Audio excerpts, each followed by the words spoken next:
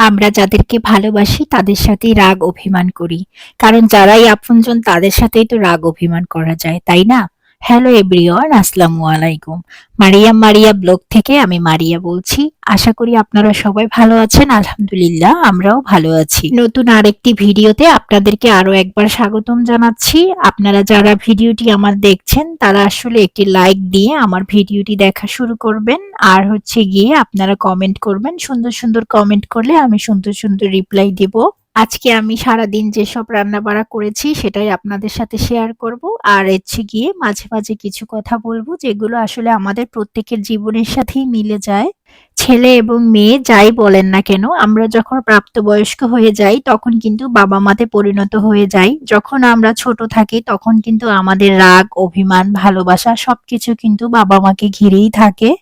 আমাদের ছোট ছোট আবদারগুলো যখন আমরা বাবা-মার কাছে বলি, যখন বাবা-মা বলে যে এখন না, একটু পরে বা আজকে না কালকে, তখন কিন্তু আমাদের মনটা অনেক ভারী হয়ে যায়, অনেক খারাপ লাগে, একটু রাগ করি, কান্না করি। এভাবে করেই কিন্তু আমাদের বাবা-মার জীবনে পালিত সময়টা শেষ হয়ে যায়। কথা বলতে বলতে কিন্তু আমার ডাল রান্নাটা হয়ে গেছে। আমি কিন্তু এখানে একেবারে সাধারণ ডাল রান্না করেছি। সবসময় আমরা বাসাতে যেভাবে ডালটা রান্না করি এইভাবে করে। এখানে কিন্তু আমি ঢেঁড়সটাও ভাজি করেছি। এখানে ঢেঁড়সের ভিতরে আমি কিন্তু কিউব কিউব করে আলুটাও দিয়ে দিয়েছি। আলুটা দিলে হয় কি, ঢেঁড়সের গায়ে যে আঠালো একটা ভাব থাকে এই ভাবটা একটু কম হয় এবং খেতেও ভালো লাগে।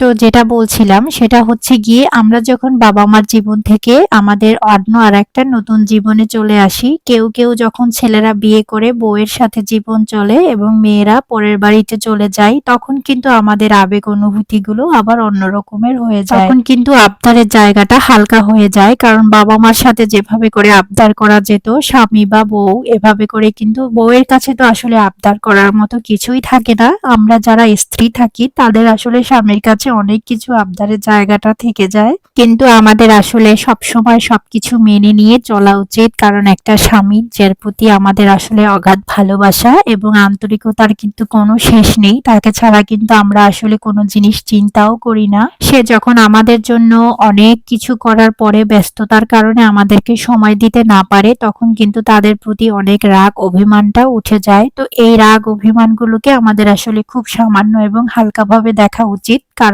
স্বামী নামক ব্যক্তিটি কিন্তু আমাদেরকে অবশ্যই সময় দিতে চায়, কিন্তু সময় পরিস্থিতির কারণে আসলে দিতে পারে না। তো এই কারণে হচ্ছে কি, আমরা কিন্তু অতিরিক্ত সময়টা তার কাছ থেকে পেতে চাইলেও পেতে পারি না। তো এই জন্য আসলে আমরা কখনোই অত বেশি মন খারাপ করব না।